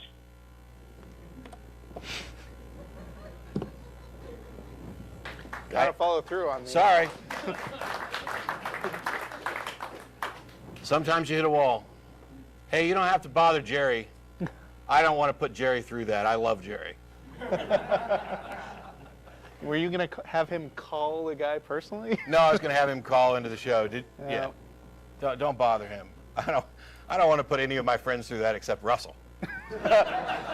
I'm just your whipping boy. So as a reminder, since we're doing the 2-hour show, dinner is going to be starting around 6:30 instead of 5:30. Thread gills, which I'm sure they'll put up on the top of the screen. Let's try this one. You ready? Bobby in Los Angeles, how are you? Hey, hi Matt, how are you? Good. It's actually my first time speaking to you. I spoke to Russell before, so I'm a little bit nervous. Oh, don't be. I don't get mean until people get really, really mean or stupid or. Yeah. And that's not fair. I'm mostly joking. And let me actually clarify that a little bit. I used to believe the same things that Jason believed. I didn't get smarter. My IQ didn't go up. I just got more information and started to care more about the truth, which I think actually ties into what you're getting ready to ask. So please go ahead. Well, I'm feeling easy about calling you after this guy that just talked to you for a long time, because I don't have the same background, and a lot of people are going to assume that I have the same background, whereas I'm far from what this guy is talking about. Sure. But I am a theist. I do believe there is a God, and at least a concept of God, which is mind independent. And wait, you think there's a concept that is independent of a mind? How does that work? that is where it becomes supernatural or mystical. Okay.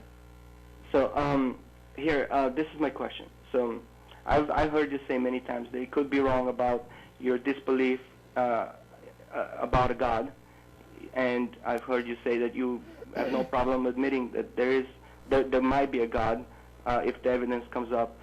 There is such, and you'll be happy to pronounce that you were wrong.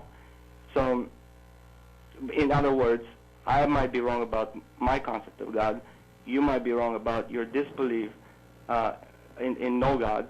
And my question is, what type of God do you believe might exist? I don't know. And that's a good answer. Okay. I don't know So either. doesn't that make you like more agnostic than an atheist? Agnosticism. Like atheist? Yeah, I'm both, depending on the definitions, but they're not mutually exclusive. One of them talks about what you believe, one of them talks about what you know. Or what you Well, claim to stop know. right there. Could I be agnostic theist? Yes. Is that okay with you? Yeah. Actually, if you go to the ironchariots.org wiki. No, I've been there, but I just wanted to know that that's okay with you, because for some reason you make it seem like science is against theism, whereas even Neil deGrasse Tyson says that 40% of scientists believe in a God.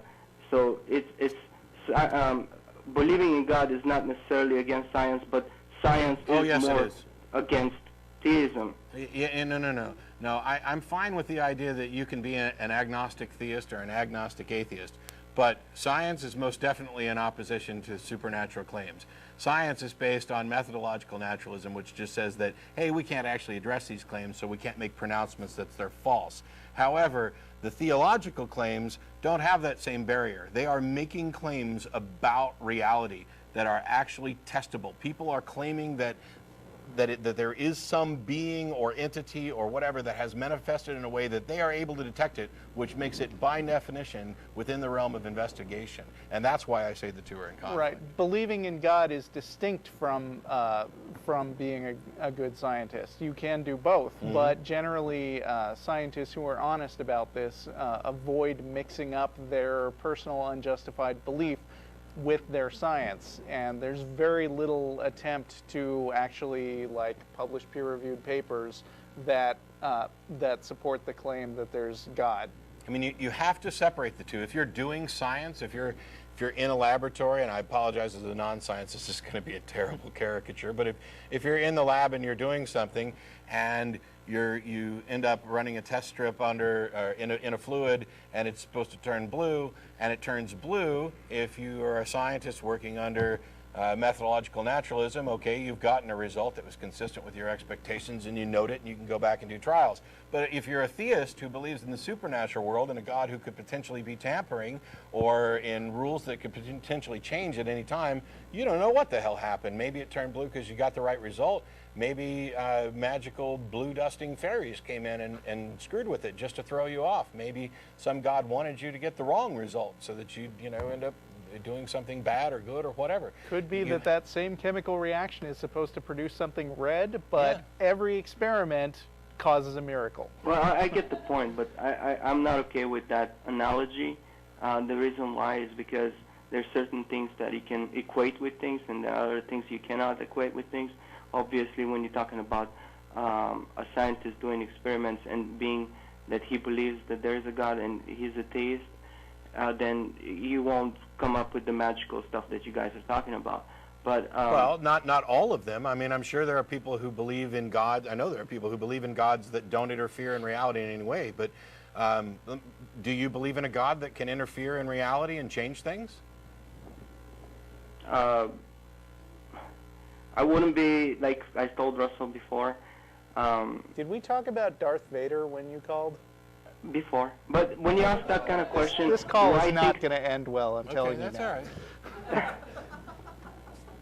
Do I think that God could change the laws of physics? Is that the nature of your question? Yeah. Okay, so that is a question you should ask God, not me. No, I can't. Okay. Hey, God, does Bobby believe that you're the kind of God who... I'm asking you about your belief, the kind of God that you believe in. I'm a pantheist. I don't know if you know what that is, pantheist. You believe that everything is in God, the same way that the molecules of your body are structured together to make a living thing. Sure, you don't believe in any sort of personal God. You've just slapped the God label on reality. Or on truth. What? What is perceived to be as a true thing in incomprehensible terms. Like, yeah, why would you call all that God, is my point.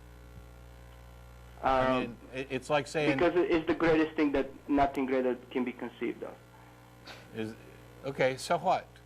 I mean, in the end, all you're doing... You and I both believe in reality, correct? Yes. And you're calling reality God, essentially, correct? Yes. And I'm not, and we can talk about the exact same thing. So you've added a label to reality, where I would just call it reality. For you, it's reality and it's God. And reality plus. Cool. Thanks so much. I don't see that there. What is the plus? Because well, what is atheism plus? What is atheism plus? Atheism plus. Why, thank you for asking. Atheism plus is a subset of atheists who say that in addition to dealing with issues about the existence of God, those people are also going to focus on social issues. It would be the same thing as atheist knitting or atheist bowling or secularism. Sorry? Or being secular.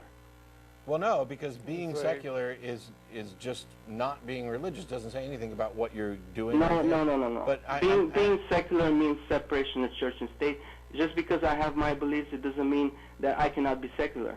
If I have beliefs, it doesn't mean I want to impose them on people. I can be a theist and I can be a secularist. I can have both of these things together. I don't know how we got here from where we were. Because you just added God to reality, and originally you agreed that you were just relabeling reality God, but now you say you've added God to reality as a plus. What is that plus, and how do you justify it? Well, it's plus because it gives me more hope about suffering in life. Have you ever suffered in life? Yes. Then why would you want to have children, or why would you want to procreate? Why would you want to have somebody else go through life with suffering? I have reality and hope without putting the word God on it. So what does putting the word God on reality add to that hope? It gives me this warm, fuzzy feeling about afterlife. So you say the word God and you feel happy. Bobby, thanks so much for calling. Enjoy your warm, fuzzy feeling. We'd like to actually discuss what's real. Okay. Bye. I told you. I think it ended very well. That's a good point. Bobby's got a warm, fuzzy feeling. And we don't have to talk to him anymore. I have hope. Robert in Charlottesville, how are you? Oh boy, this is a great question. I hope he didn't hang up. What? Robert, are you there? We're going to answer this question anyway. Yes. Matt, how do you avoid getting depressed when debating theists so frequently? I'm on the verge of giving up. I don't know that I do. Okay. In all seriousness, you get kind of testy after long shows. I do get testy, and I do get frustrated. I've been doing this show for years. You've been doing this show for longer than I have. We've answered the same questions over and over again. The thing that I try to keep in my head is that this may be my 600th show, but it's somebody's first show. This may be the 1,000th time I've talked about X, but it's the first time somebody's seen it. But I'm human, and I'm going to facepalm and get frustrated and get depressed. But I have an optimistic outlook about the future, and I'll tell you why.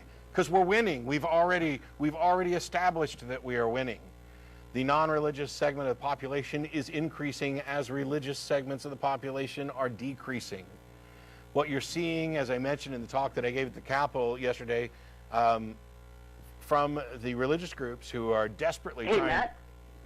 How the hell did that happen? Hey. We've been... I don't know what happened, but I was listening, and I guess I got disconnected. Yeah, well, we just answered your question. Or I'm in the middle of answering your question. Are you the one who... Cool, I'm sorry. I will hang up now and let you answer the question and finish it off, and I'll watch it. Cool, thanks. Okay. I forgot I didn't hang up after that. But what we're witnessing from religious individuals who are trying to plaster God all over everything or make all sorts of laws to impose their views on other people, this is the last desperate gasps and grasps for power that they once had, and we're just not going to allow it. We've been in a position similar to this before, where religion was on the decline and had less impact. We lost a lot of ground after that, and I'm talking about the freethinker movement of the late 19th century. After the Enlightenment, we had, great building process, and some of the intellectuals decided, oh yes, we've beaten this God question. This is just all absurd. How nobody but the lower people actually believe this stuff anymore, and so let them have their little religion, and the world will go on without them, and they'll be relegated to this little, they'll be like the flat earthers. And then it was, well, it's not polite to talk about religion and politics and things like this.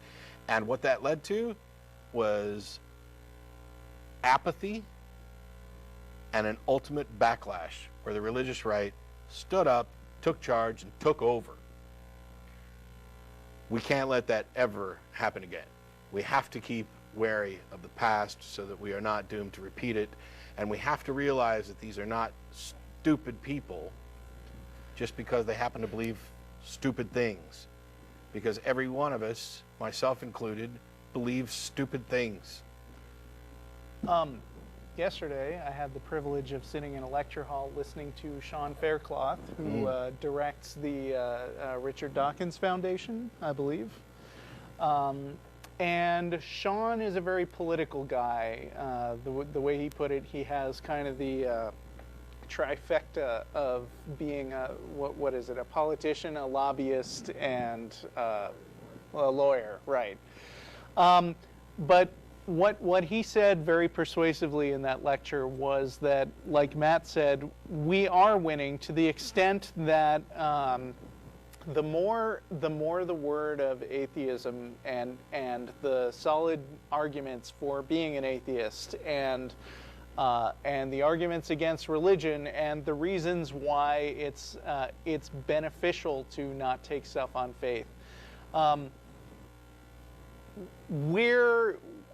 The more organized we become and the more people hear and are convinced by these arguments, the more that we're a force that people have to pay attention to. And Sean gave some very good technical discussion of how to approach lobbyists in Washington, which I personally will never, ever be in a position to use. But I'm glad to know that people are out there fighting for us and not just letting slide the concept that religion is necessary to be a good person and that you have to be religious in order to explain reality, because as you've probably seen from callers just today, the people use religion as sort of a crutch, and it doesn't actually explain jack squat for them. But I think the clearest indication you can tell about how we're winning is the way that people reacted last year to Harold Camping. Harold Camping was the crazy prophet last year who said that the world was going to be ending twice in 2011.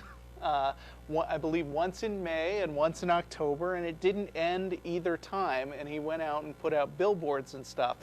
But the thing that astonished me about that was, first of all, our friends in Seattle at Ask an Atheist were the first guys to really pick up on this story and pay attention to it. They got in the news, it became national news, and Harold Camping was largely a laughingstock. And other religious believers,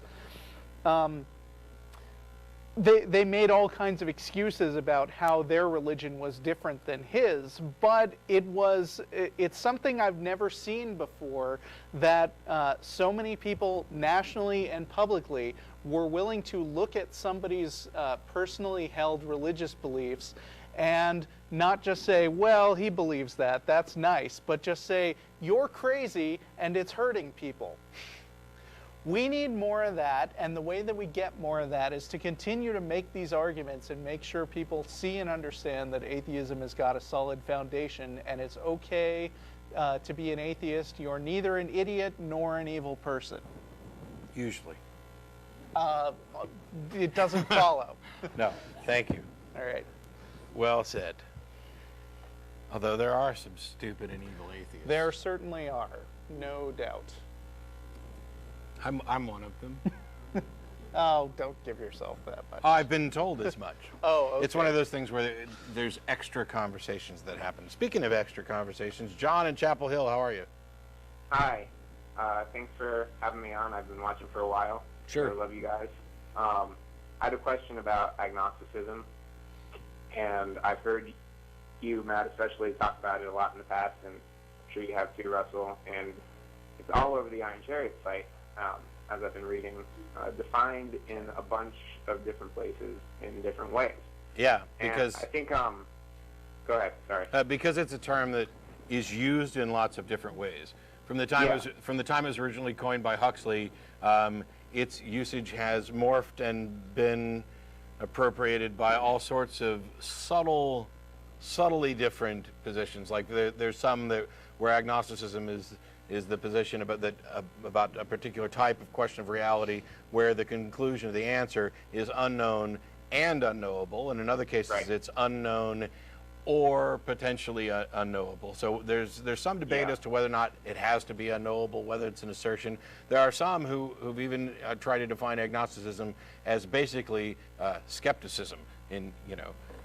Let's not conclude anything without good evidence. It just kind of depends on who you're talking to. The subtle, one of the versions, the one we talked about just a little bit ago, is this idea that relates to addressing claims specifically, and whether or not you believe a claim and whether or not you know a claim, and that's more about knowledge, and it's a use of agnosticism that doesn't necessarily tie back to Huxley's starting point.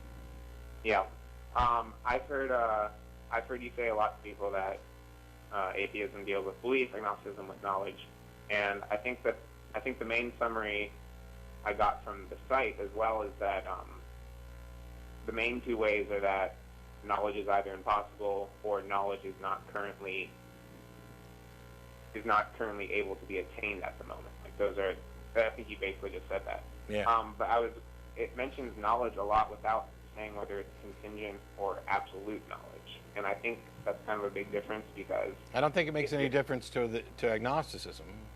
I mean, certainly how you're going to discuss knowledge is a valid discussion, but I don't know that it makes any difference. Well, and different versions may address it different ways. Let's say, for instance, it was only about absolute knowledge. That agnosticism only refers to absolute knowledge. Is there something you could be not agnostic about? I mean, except for maybe the logical truths, right? Well, when it comes, and I'm not sure that we're even talking about the same thing when we're talking about absolute knowledge, because my take on it, really briefly, because it doesn't really matter that much, is that knowledge is a subset of belief. Mm-hmm. You can believe things to different degrees. At some point, now there's been a definition of knowledge which is justified true belief. There's questions of absolute certainty being a red herring, that there's very little, if anything, that we can be absolutely certain about, apart from like logical absolutes and esoteric labels and things like that. So instead, I talk about it in a more colloquial sense of what does it mean when somebody says, I know something? And generally, what we mean by that is I believe something to such a high degree of certainty that it would be worldview altering to discover that it's incorrect. And with knowledge as a subset of belief, therefore, the overwhelming majority of things that we talk about, even when it comes to knowledge, certainly don't qualify as absolute knowledge.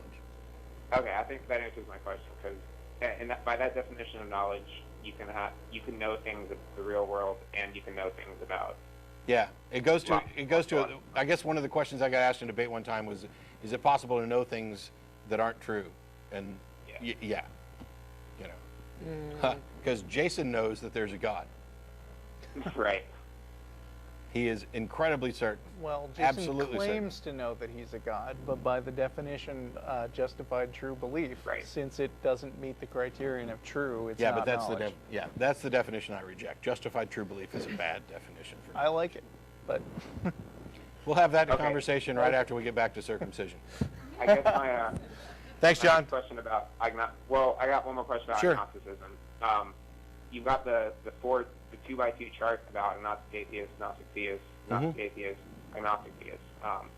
And in each case, agnosticism, in each case except for one, agnosticism and or your position on you're Gnostic or agnostic, you're theist or atheist about one issue, except for agnostic atheist. Atheist is about the claim that atheist refers to you rejecting that a God is true, but agnosticism is about, at least on the site, it's presented that you're agnostic about that no God exists, which are two different claims. You see what I'm saying? No, you're addressing a single claim. A single claim. Some God exists. You're a theist if your answer is yes, I believe that. You're an atheist if your answer is no, I don't believe that. The question of the amplifier of how strongly do you believe or not believe that? Does it actually get to the point of where you would consider it knowledge? Is where you could say, I believe a God exists, but I don't know, which would make you an agnostic theist. I know a God exists, Jason, the Gnostic theist. Right. I do not believe a God exists, but I don't claim to be certain about that. Agnostic atheist. I do not believe a God exists, and I am claiming to be certain that, God's So exists. I recognize that there is a disparity there in the language, but it's because we're eventually trying to get to two different claims. So yeah, it's a good point.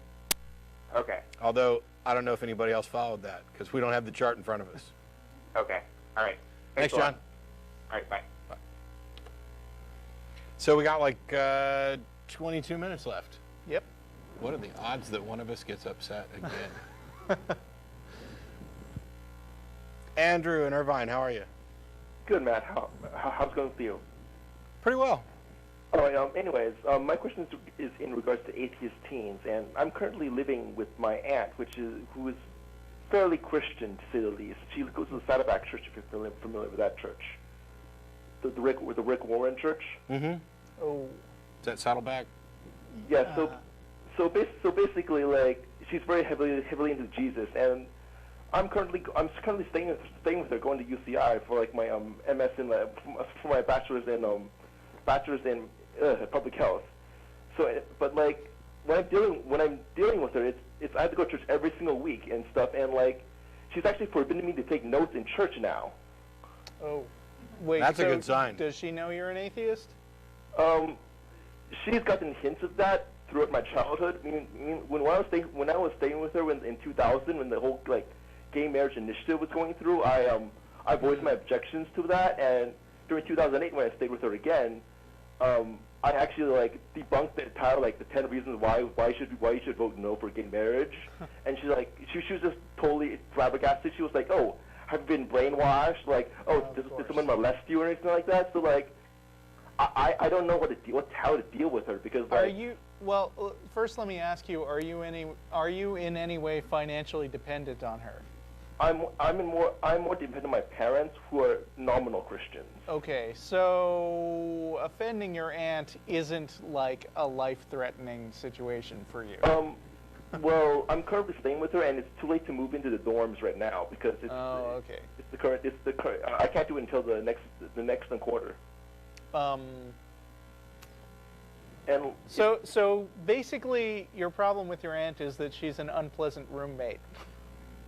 Basically, and she forces me to go to church every single week. I mean, like. She can't force it. I mean, tell your parents you don't want to go to church. I mean, that would be the first thing, because it sounds like they're going to be a little more likely to be on your side, right? Or do you think? I mean, you're over 18. I'm able to tell, right? I'm 18. I'm actually 18 right now. You're 18. Okay. So I mean, since you're not financially dependent on her, she can't actually force you to do anything, except to the extent that I guess she could kick you out of her house and make you homeless. Yeah, that's what she's threatening to do. So go to church and sleep.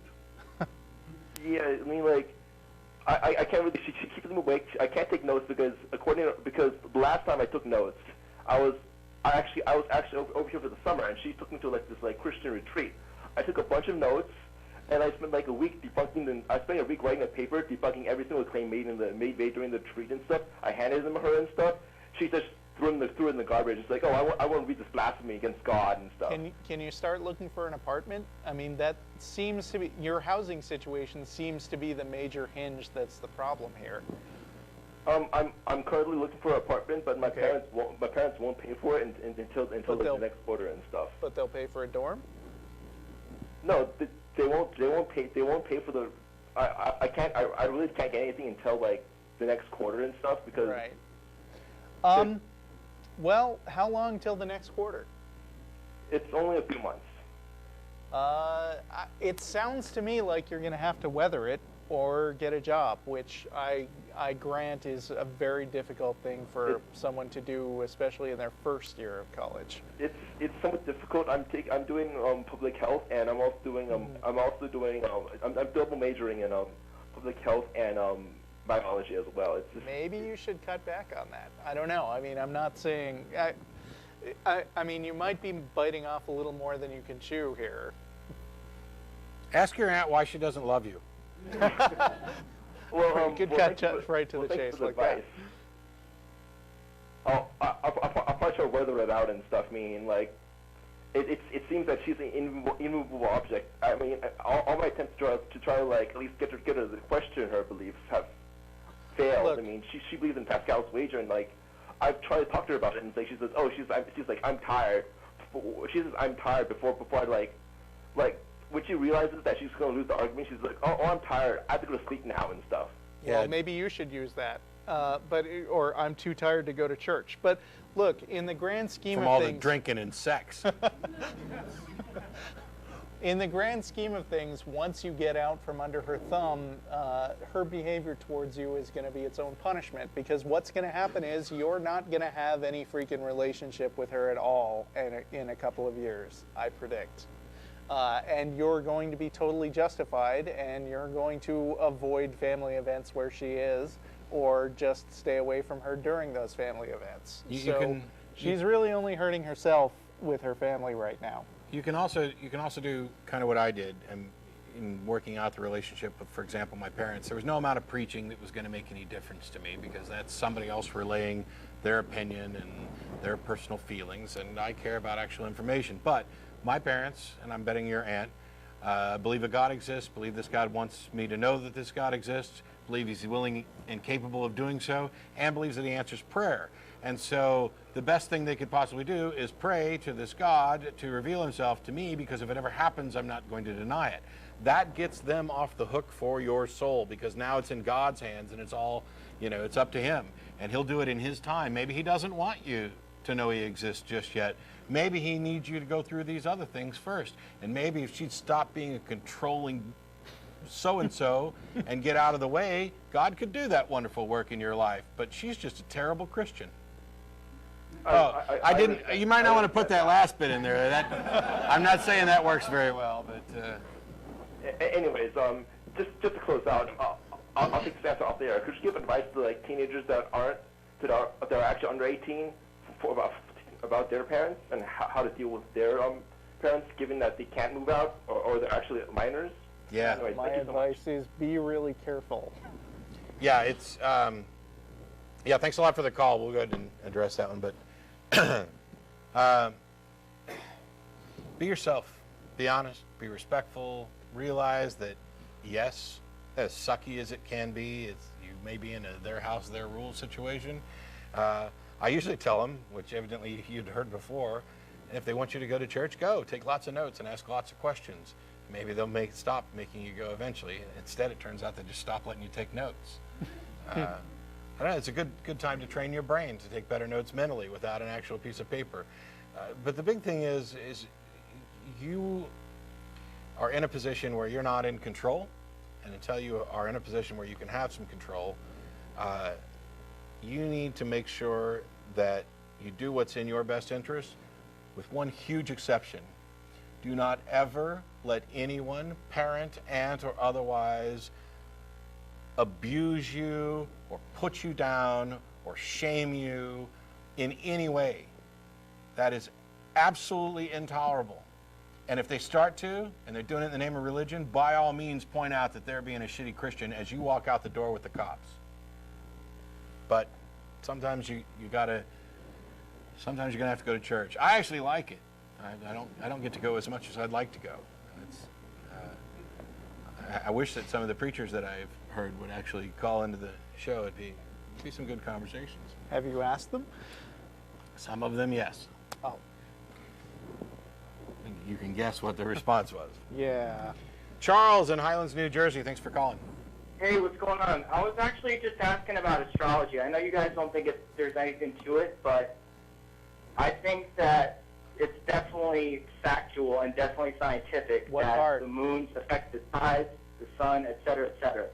Yeah, okay, That part is true, So the moon affects the tides. What the hell does that have to do with astrology and individuals' horoscopes? That is astrology. As above, so below. So there's okay, first of all, that's a Bible quote, which matter. isn't necessarily... That's not just a Bible quote. That is actually Hermetic. That's like even older than that. But the point is that what is going on out there in the celestial bodies definitely affects what's going on here. Sure. And that's what astrology is. Okay, then why don't identical twins live the same life? They don't, and astrology doesn't say that. All the astrology says is that as above, so below. That's all it says. That is not all it says. I Well, mean, you're just if you're lying talking about here. people that are saying things that are absolutely ridiculous in the back of the magazine, yeah. But as far as So like, that's not astrology? I mean, that is astrology, but that's like saying... Okay, so that's not all it says.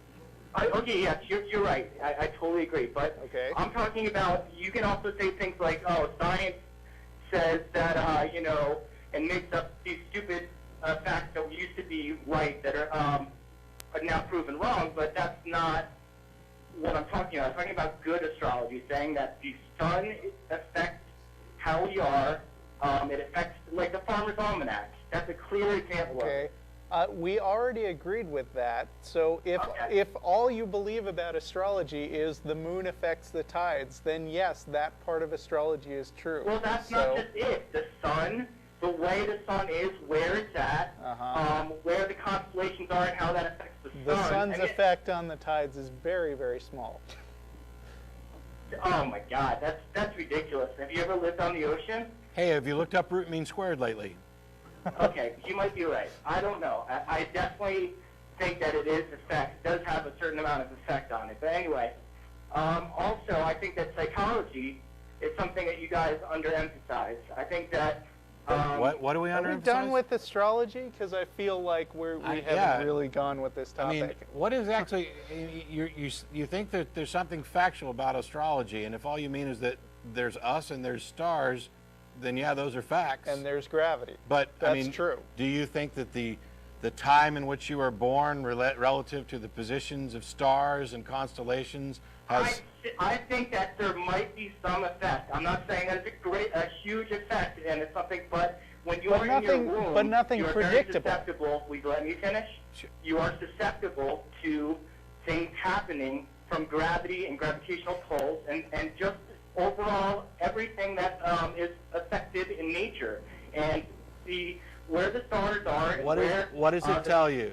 What does it tell you? Where the planets are, how the moon, what does it tell you, Charles? What predictions does it make? It does. Well, it definitely makes predictions about how you'll be able to, where you'll be able to plant your crops, how they will. Dude, that's physics. That's not astrology. Astrology doesn't give advice about how to plant crops, and if it did, it would be... A farmer's almanac. Yeah. Well, I think that a farmer's almanac is basically astrology. A farmer's almanac is not astrology. Where Cassiopeia is does not affect when we plant crops. Farmer's almanacs are about weather patterns.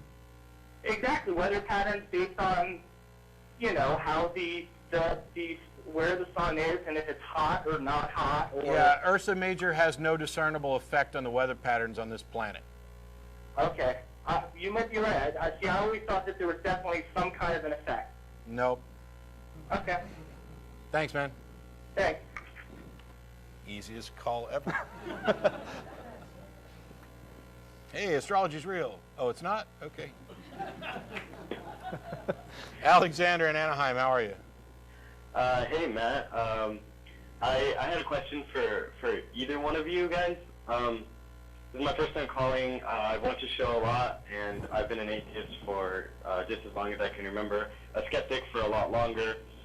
Anyway, my question is regarding evolution, not just evolution though, but also the theory, the difference between a theory and a law, because I'm 18 and recently graduated high school. In high school, they teach, or at least in my high school, they taught me that a law is higher than a theory, and a theory goes to a law. And some of the reading I've done and some of the Atheist Experience episodes that I've watched seems to challenge that. And I want to, get it a little straightened out for myself to understand which one is true and why I should believe that. Yeah, I'll go ahead and let Russell take this, but Bobby's waiting on line 4 to talk about Acts again. No, we're not going to, so you can hang up. Yeah. Let's see. What's the difference between a theory and a law? Were you listening? Wait, so you were listening to that call earlier? No, not a specific call. Just I do. So I can just repeat what I already said today. Yeah, that makes it easy. Okay. All right. Science proceeds by basically observing stuff and then figuring out what kind of patterns they fit into, and then making predictions about the future to see if your pattern is real. If you manage to verify it a lot, then it becomes a theory. So basically, the theory is the pattern.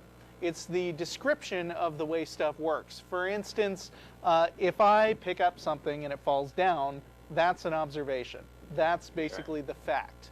The overall concept that, like, there could be perhaps a hypothesis that everything just falls to the ground, which would be an easy way to explain it if you have a flat Earth idea. But then, people like Galileo came along and Kepler and observed that bigger bodies out in space have this more general behavior, which is that any massive body attracts each other based on how massive it is and how far away it is. That's the theory. That's the overall concept, the framework for explaining it. Okay. Now, a law, generally speaking, is not so much like something that's absolutely indisputably true, but an outcome of the theory. Like, for instance, the gravitational equation, G equals, m1 times m2 over d3, the distance cubed. That's the law of gravity, but that doesn't mean that the law of gravity is more perfectly established than the theory of gravity. A law is just empiric generalization. Yeah, an empirical way of describing stuff based on the model. Yeah, and early on, I was taught, and probably partially incorrectly, that laws come from math. Okay. Math and physics, and that biology doesn't come up with laws. Right. But there's a lot of murkiness here, and there is with theory and model. There's genetic probability laws and stuff like that. But one thing I would recommend, since you asked about evolution specifically, is to Google the term "evolution is a fact and a theory," which is at talkorigins.org, and it's a pretty good, thorough article. Okay. Thank you very much. I just want to say thank you for the show. This is my first time actually watching it on Ustream Live. And I mean, you guys have just kind of strengthened me being a skeptic and being, I guess, an atheist. Great. I just want to say thanks for the show. Thank you. And you might also Google law versus theory, because Google knows everything and we don't. That's true. All right. Thank you very much. Google is God. All right. This may end up being the last call. Believe it or not, 2 hours is almost gone. Wow, it flew by. Randy in Toronto. Hey, how are you guys? Exhausted. Yeah, you look tired. Listen, real quickly, I am a believer in Christ. That's kind of loud. You guys turn that volume down. Yeah, I'm sorry, I have a big voice. Not you, the guys in the control room. Yeah, we can hear ourselves through you in the control room. Go ahead. Yeah, I have a very big voice. I apologize. Okay. My question is really simple, though. I don't want to get into an argument. I'm under the belief that, atheism and theism has hit a dead end as far as a winner or a loser. But I do have a question. It's because you're losing. Okay, well, I'll go with that. Let me just ask you a question. The whole theory on BC and AD. I wouldn't call that a theory. What are your thoughts on that? Pope Gregory. Yeah, Look first him of up. all, it's not a theory, but yeah, I understand we're being colloquial. It's just that we've had so much theory today at all. Yeah, okay. So BC and AD are markers that people came up with in order to note time. Yes, it's before Christ and Anno Domini, the year of our Lord, by Pope Gregory. So what? Well, I want to know what your thoughts are on it, because I know that you guys love to have... I think it's an arbitrary distinction that happened because the people in power had a particular frame of reference that they wanted to do everything. If, for example, another religion had come to power and decided that they wanted to try to unify the calendar, we would be in a different year right now. Instead of 2012 Yeah, AD, the Hebrew calendar says it's like 5,000 something. Yeah. Meanwhile, 6,000? the distinctions, the BC-AD distinctions, are falling out of favor and in favor of CE and BCE. But it's arbitrary. I mean, you could call this year one. We could just decide today that something. This is year 11 if we want to mark it from September 11th, 2001. This is year 11, month 1. Yeah, we could, but it still is BC and AD. Am I correct? Right. No. Well, if we start over right now. No, but you can't use the word if. If we start over right now, it would why are know. you using the word if? I mean, it is what it is. Yes For or no? Christ's sake, can I finish? If we start over right now, we would have different labels than BC and AD. It would be B9 and A9. But you're using the word if. Let's try to stay with what it is. Yeah, currently, because we use the standard calendar that these other people came up with, we are under their calendar in AD, but we don't necessarily have to use that. But and we don't. No, we don't all use that, actually. Scientists have now switched to using CE and BCE. But what the hell does this have to do with the truth I of it? just find it very interesting. Well, you don't have to get mad, brother. I'm not poking at you. I'm going to be poking at this. To me, that's quite amazing. Why is it amazing that the people in control decided to label the calendar in accordance with their beliefs? What's amazing about that? I find it very strong. I find that... Wait, strong for what? Strong for what? I mean, well, it's obviously got you upset. Well, no. Do you have a conclusion? Your based on loud, this? annoying repetition is what got me upset. I'm asking why. What is it about this that you think is amazing or strong? It's just. Well, to me, it verifies the existence of Christ. So, okay, you understand how the Gregorian calendar came to exist, right? Oh, absolutely. So this guy, this guy in the 16th century. This guy in the 16th century said, hey, from now on, let's say that year 0 was the year that Christ was born. And somehow this one event, like 1,600 years later, proves beyond a shadow of a doubt that this dude was real. How? Well, you prove to me how it doesn't. There we go. Thanks so much. Thanks for the time waster. All right. Prove to me that I'm wrong. Otherwise, I'm just going to sit here and wallow in my ignorance and enjoy it. Thanks so much for everybody. Thanks to the people from the Texas Freethought Convention for coming out today. Yeah, you guys. Woo. There's the folks that make the show happen. We're going to go out to dinner. I'm Matt. He's Russell. Always a Well pleasure, done. Matt. We're out of here.